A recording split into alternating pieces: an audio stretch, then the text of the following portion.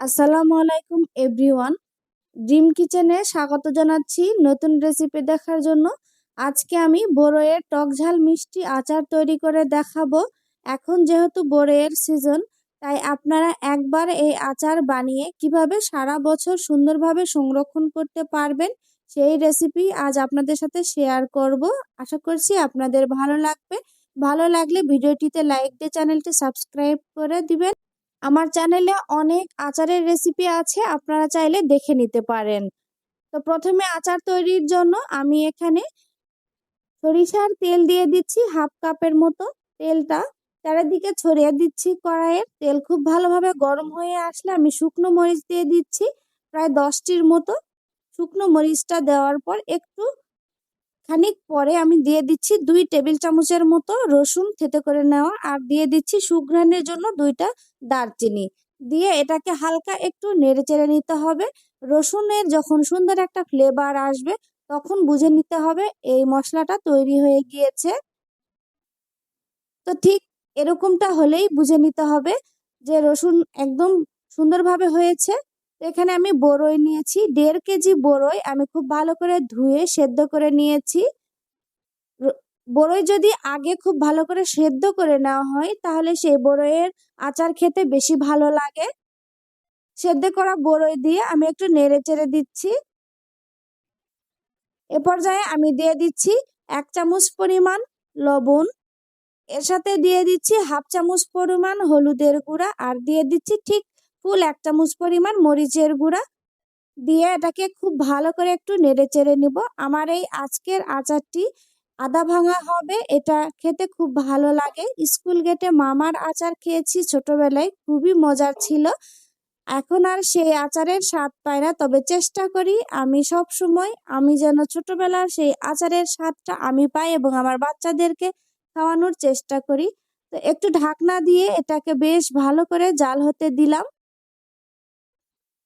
আমি একটু পানিও দিয়েছি কারণ বড়ইগুলা বেশ শুকনা ছিল। এটা সেদ্ধ হবার পরেও একটু পানি দিলে এটা খুবই ভালোভাবে এটা গলে যাবে আর খেতেও খুব ভালো লাগবে। তো ঢাকনা উঠিয়ে একটু নেড়ে চেড়ে দিয়ে এরপর আমি এরকম একটা ডাল ঘোটনা দিয়ে আমি বড়ইগুলো একটুকে ঘুটে দিচ্ছি, তাহলে বড়ইগুলা গলে যাবে।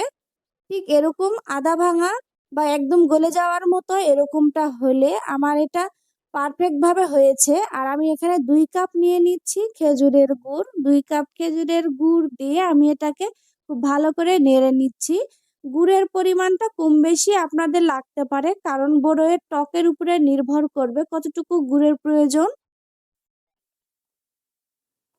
তো এভাবে নাড়াচাড়া করতে হবে অনবরত। গুড় গলে যাওয়ার পরে আবার বেশ পানি ছাড়বে।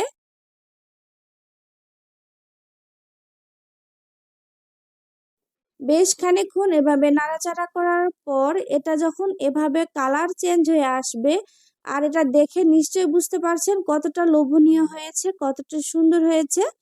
তো এরকম অবস্থায় এটা প্রায় শেষের দিকে। এই অবস্থায় আপনি একবার অবশ্যই একটু লবণটা চেক করে নেবেন, কারণ আচারে পারফেক্ট ঝাল, একটু পারফেক্ট লবণ এবং মিষ্টির পরিমাণটা হলেই তবেই এটা খেতে খুব ভালো লাগবে। এটা খুব বেশি শক্ত করা যাবে না, কারণ গুড় যখন ঠান্ডা হয়ে যাবে এটা একদম চিটচিটে হয়ে যাবে। একটু নরম রাখতে হবে যেন এটা একটু নরম থাকে, খেতেও ভালো লাগে।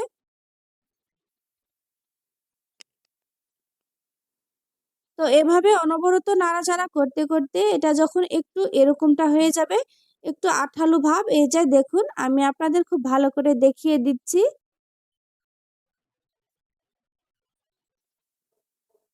ঠিক এরকমটা এ পর্যায়ে বুঝে নিতে হবে এটা হয়ে গিয়েছে। আর এর চেয়ে বেশি ঘন করা যাবে না, তাহলে এটা শক্ত হয়ে যাবে ঠান্ডা হবার পর। তো আমি এবার চুলার জালটা অফ করে দিব। তো আশা করছি আমার এই রেসিপি আপনাদের ভালো লেগেছে। আজকের মতো বিদায় নিচ্ছি, দেখা হবে পরবর্তীতে। আল্লাহ হাফেজ।